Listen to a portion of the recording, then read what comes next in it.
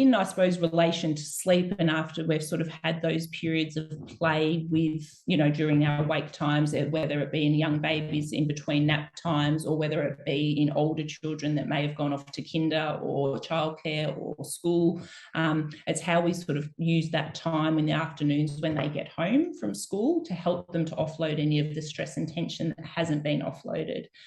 So you may have sort of, I suppose, heard of that broken cookie analogy. You give your child the wrong cup when you do afternoon snack or something, and the whole world has changed, and that is just not okay, and we've got tears and we've got tantrums, and I don't want the yellow cup, I wanted the pink cup or whatever. And that's just their way of expressing any of those sort of built up emotions. It's often nothing to do with the color cup they've got. That was just sort of like the straw that broke the camel's back. So then it's uncovering, again, holding the space for that, those big feelings to come up and surface.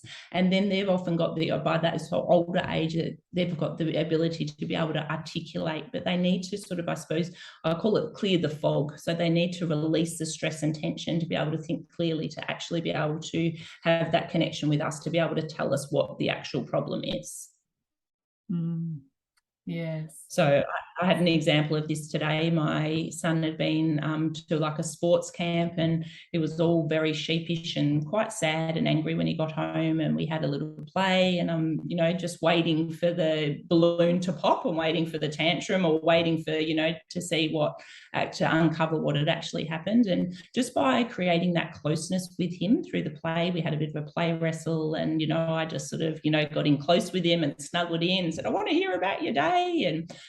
And then it wasn't until we had that sort of closeness and connection that he could tell me that he had been sort of bullied, and the kids didn't want him to be included in the game that they were playing, and someone threw a ball at his head, and another kid stole his hat, and things like that. So then you can sort of work through and how that made you feel, and and empathize and say, I can see why you're feeling a bit sad this afternoon, mate. That was a big day for you, and